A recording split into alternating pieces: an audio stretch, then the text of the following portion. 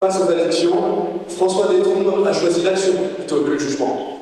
Expert en réduction des risques, il conçoit des solutions pragmatiques pour aider ceux qui n'arrivent pas à l'abstinence. Il vient de présenter sa vision humaine et concrète pour limiter les dégâts sanitaires.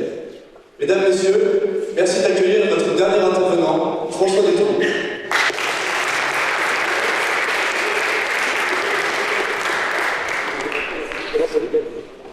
Bonjour à tous. Je reprends les mots d'Emmanuel avec un peu de sûreté. Je suis le dernier, donc ça vous est forcément très favorable. C'est-à-dire à la fin, on va s'en tirer, on y est presque. Je suis accro à ma chaise. J'ai dit ça à Anne tout à l'heure, elle ne m'a pas cru. Il y a de ça maintenant une bonne année. On se retrouve en lycée pro, en ZEP, pour parler addiction. Évidemment, les gamins n'ont pas du tout envie d'être là. Et là, je tombe sur, apparemment, le winner. 16 ans, la parka, boutonné là-haut, et il a même trouvé un moyen pour mettre la chaise contre le mur, contre la table, contre le radiateur. Vous sentez le gamin qui a vraiment envie d'être là? On dirait un étudiant de l'ENSAM. Et il balance, parce que c'est le fort en thème, il balance « Je suis accro à ma chaise ». Ok. Qu'est-ce qu'il fait? C'est de la provoque? C'est une question? En fait, c'est juste une toute petite porte. Alors on va la prendre, cette porte. Quand j'avais votre âge, on a pris une énorme claque. Énorme claque. Le sida. Comme pour vous, il y a quelques années, au niveau du Covid, au départ, on n'a rien compris. Et quand on ne comprend pas, on met des claques, c'est vrai, on a décidé que le sida, c'était un cancer de PD, et c'était le mal des toxicos. Permettait de se dire, oula, ben moi je ne suis pas concerné, c'est pas mon problème. Et puis la science a parlé. On a identifié le virus.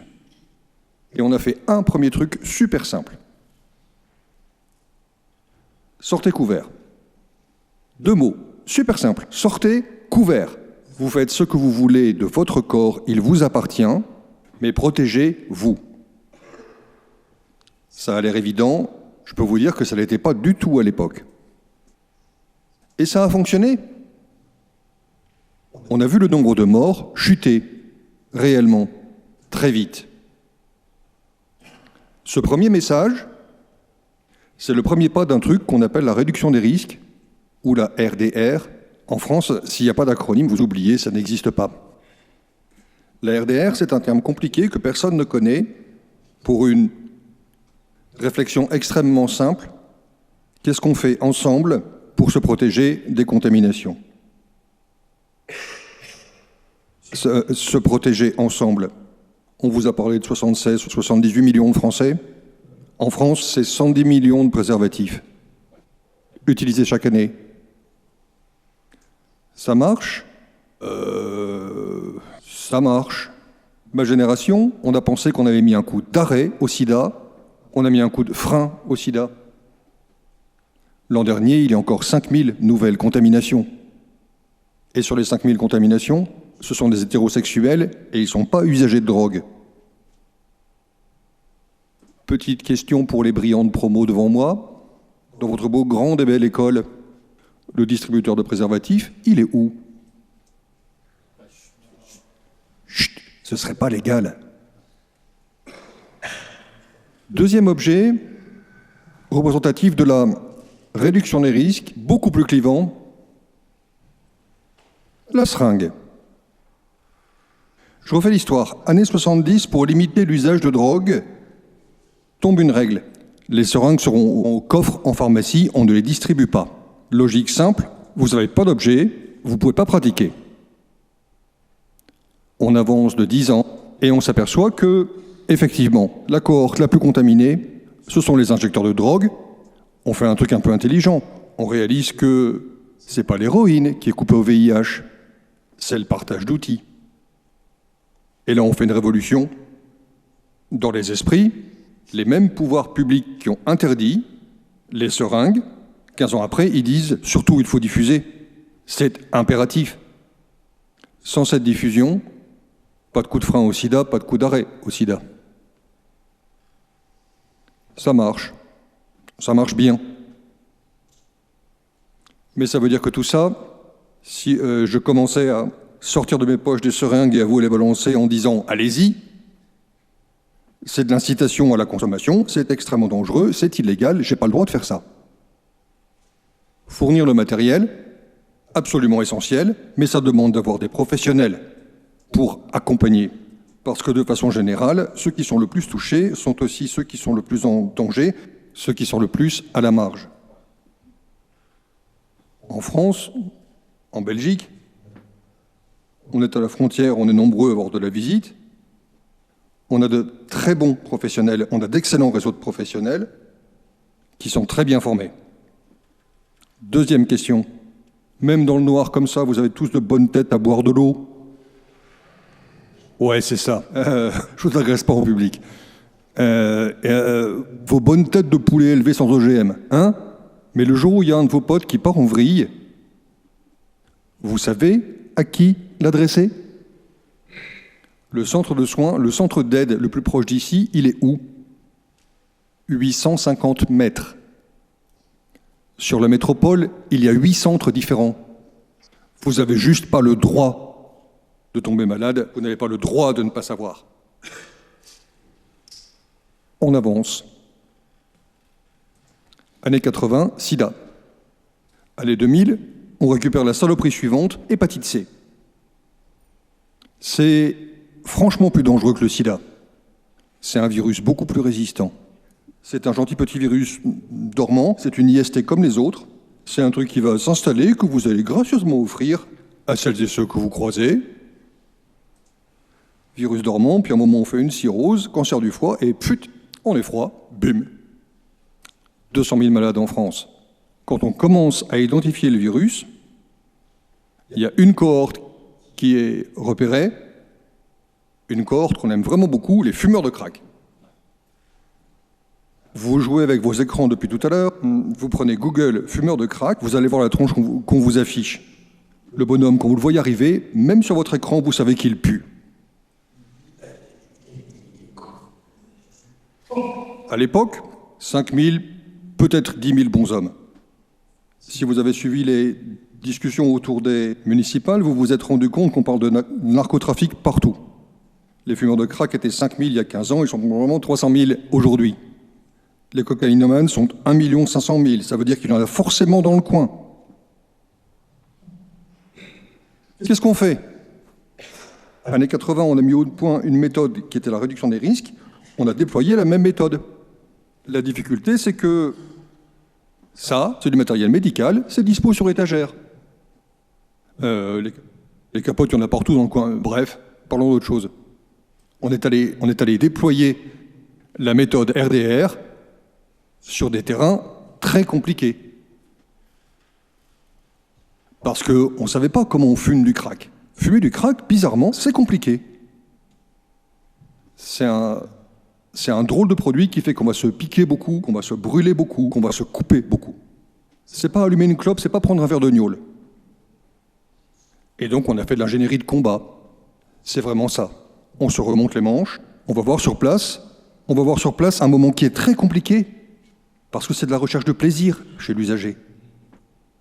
Et donc il faut accompagner sans déranger. On est allé voir.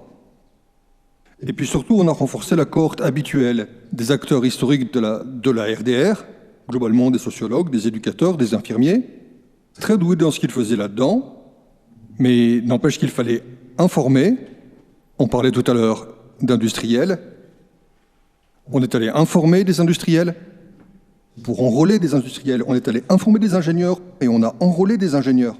On est allé informer des chercheurs et enrôler des chercheurs pour mettre au point des solutions comme celle-là,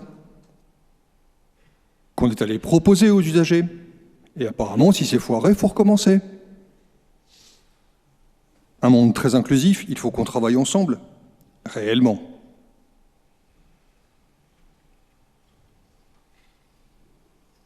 La réduction des risques, c'est ça. C'est du terrain, c'est du concret, c'est de l'humain, et c'est du très technique. Ça, c'est un vrai boulot d'ingénieur. J'ai élargi un peu le débat, parce qu'on a parlé de produits illicites. Les addictions, ça n'est pas que les produits illicites, et loin s'en faut. J'en discutais avec mes petits camarades tout à l'heure. Addiction numéro 1, tabac. J'ai arrêté de fumer il y a 16 ans, 5 mois et 21 jours.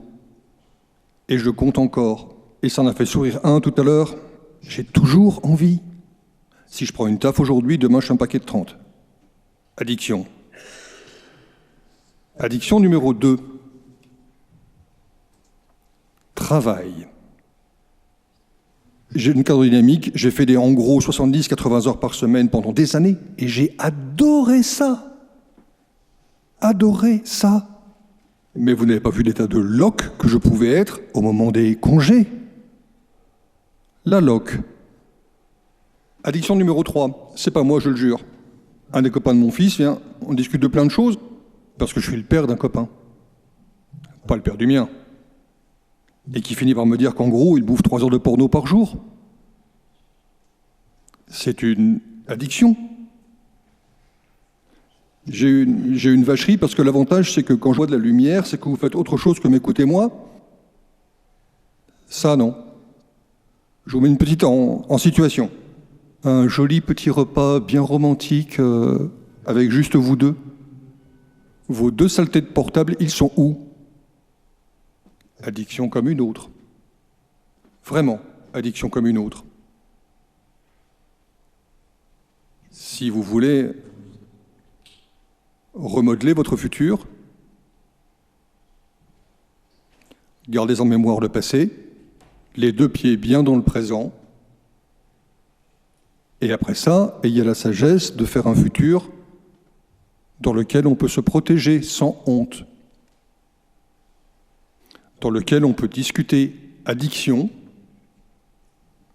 sans que ça pose de problème, dans lequel on repère des signaux faibles, pas les signaux faibles de machine, des signaux faibles humains.